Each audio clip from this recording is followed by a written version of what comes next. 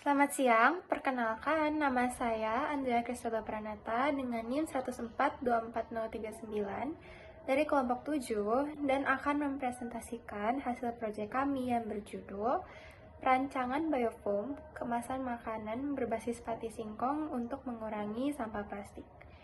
Proyek ini kami kerjakan sebagai bagian dari tugas mata kuliah Tata Tulis Karya Ilmiah. Kenapa kami membuat biofoam ini? Karena kami memiliki keprihatinan terhadap meningkatnya penggunaan plastik sekali pakai, terutama styrofoam, sebagai kemasan makanan. Bahan ini murah dan ringan, tapi sangat sulit untuk terurai dan memiliki dampak buruk terhadap lingkungan dan juga kesehatan manusia. Kami percaya bahwa sains dan inovasi bisa menjadi solusi. Oleh karena itu, kami mengembangkan alternatif kemasan berupa biofoam berbahan dasar pati singkong yang ramah lingkungan dan lebih aman digunakan. Tujuan kami yaitu mencari alternatif kemasan makanan yang lebih berkelanjutan dengan 3 fokus utama, yaitu pertama, mengidentifikasi pentingnya pengembangan biofoam dari segi lingkungan dan juga ekonomi lokal. Kedua, itu menjelaskan proses teknis pembuatan biofoam dari pati singkong. Yang ketiga, yaitu mengulas tantangan teknis dan non-teknis dalam produksi biofoam agar bisa digunakan secara lebih luas. Kenapa sih kita tuh harus segera beralih ke biofoam?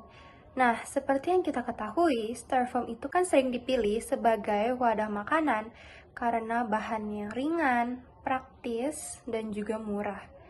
Namun, di balik kepraktisannya, sebenarnya styrofoam ini menyimpan banyak resiko dan juga bahaya.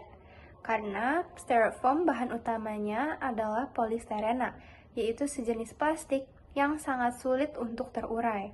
Artinya, setiap styrofoam yang kita buang hari ini atau setiap styrofoam yang pernah kita pakai, kemungkinan besar masih akan ada di tempat pembuangan sampah atau lautan selama puluhan hingga ratusan tahun. Nah, saat terurai atau terpecah, styrofoam ini berubah menjadi mikroplastik, yaitu partikel-partikel kecil yang bisa masuk ke tubuh hewan sehingga bisa membunuh hewan, mencemari rantai makanan, dan juga bahkan merusak ekosistem. Lebih buruknya lagi, styrofoam ini mengandung berbagai macam zat kimia berbahaya, seperti CFC, stirena, dan juga benzena, yang dapat memicu berbagai macam penyakit seperti iritasi kulit, gangguan pernapasan, bahkan kanker jika kita terpapar dalam jangka panjang.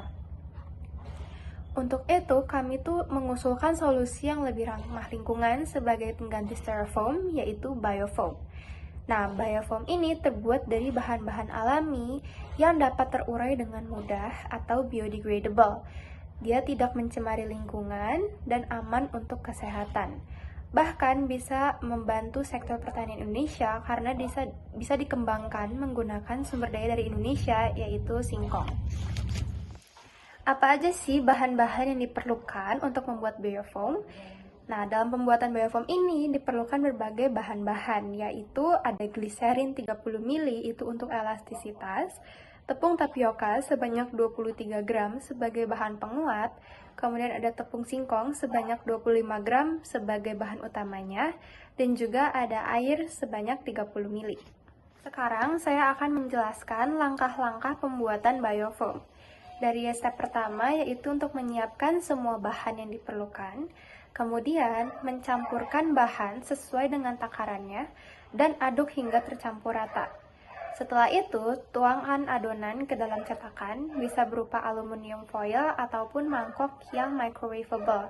Setelah itu, masukkan cetakan ke dalam oven yang telah dipanaskan sebelumnya. Kemudian, panggang di oven pada suhu 180 derajat selama 15 menit. Setelah biofoam dikeluarkan, boleh tunggu sampai biofoam benar-benar kering dan siap digunakan. Setelah pembuatan, kami melakukan 3 uji kualitas untuk biofoam kami, yaitu uji kekuatan tarik, uji ketahanan air, dan juga uji ketahanan mikroba. Untuk uji kekuatan tarik, itu merupakan seberapa besar tekanan ditahan sebelum robek. Hasilnya cukup baik untuk mengemas makanan kering dan juga ringan karena dia tidak mudah sobek dan juga cukup elastis. Untuk uji ketahanan air, itu biofoam kami direndam dalam air selama beberapa waktu. Hasilnya, sebagian biofoam itu tetap utuh, tetapi ada bagian yang mulai lunak. Artinya masih perlu pengembangan. Untuk uji ketahanan mikroba, kami itu mengevaluasi apakah biofoam mudah berjamur. Ternyata tidak mudah terkontaminasi jika disimpan di ruangan yang kering. Hasil ini menunjukkan bahwa biofoam itu sudah layak digunakan dengan beberapa catatan perbaikan di formulasi agar lebih tahan air dan kuat secara. Sekarang saya akan menjelaskan apa aja sih keunggulan dan juga kekurangan dari biofoam ini. Nah, biofoam berbahan pati singkong ini punya banyak keunggulan, seperti dia ramah lingkungan dan juga biodegradable. Dia tidak mengandung zat berbahaya seperti stirena, CFC, dan juga benzena. Kemudian, biofoam ini biayanya lebih murah karena memakai bahan baku lokal. Setelah itu, biofoam juga aman bila tidak sengaja tertelan oleh hewan-hewan. Tapi tentu pasti ada kekurangannya, yaitu daya tahan fisik yang belum sebaik plastik-plastik. Kemudian, biofoam ini tidak tahan air secara maksimal, dan juga proses produksi biofoam yang masih cukup rumit. Namun, hal-hal ini masih bisa dikembangkan lagi dengan penambahan bahan penguat alami seperti serat ampas tebu, kemudian modifikasi formula dengan bahan anti air alami, dan juga edukasi masyarakat untuk mendukung transisi ke kemasan yang ramah lingkungan. Sekarang saya akan menjelaskan apa aja sih keunggulan dan juga kekurangan dari biofoam ini. Nah, biofoam berbahan pati singkong ini punya banyak keunggulan, seperti dia ramah lingkungan dan juga biodegradable. Dia tidak mengandung zat berbahaya seperti stirena, CFC, dan juga benzena. Kemudian, biofoam ini biayanya lebih murah karena memakai bahan baku lokal. Setelah itu, biofoam juga aman bila tidak sengaja tertelan oleh hewan-hewan. Tapi tentu pasti ada kekurangannya, yaitu daya tahan fisik yang belum sebaik plastik-plastik. Kemudian, biofoam ini tidak tahan air secara maksimal, dan juga proses produksi biofoam yang masih cukup rumit. Namun, hal-hal ini masih bisa dikembangkan lagi dengan penambahan bahan penguat alami seperti serat ampas tebu, kemudian modifikasi formula dengan bahan anti air alami, dan juga edukasi masyarakat untuk mendukung transisi ke kemasan yang ramah lingkungan. Terakhir, sebagai penutup, mari kita ringkas kembali poin-poin utama yang telah dibahas. Before, biofoam for eco-friendly merupakan alternatif kemasan ramah lingkungan yang terbuat dari bahan terbarukan seperti pati singkong, tapioka, dan juga gliserin. Biofoam ini terbukti lebih aman, lebih elastis, dan mampu terurai secara hayati.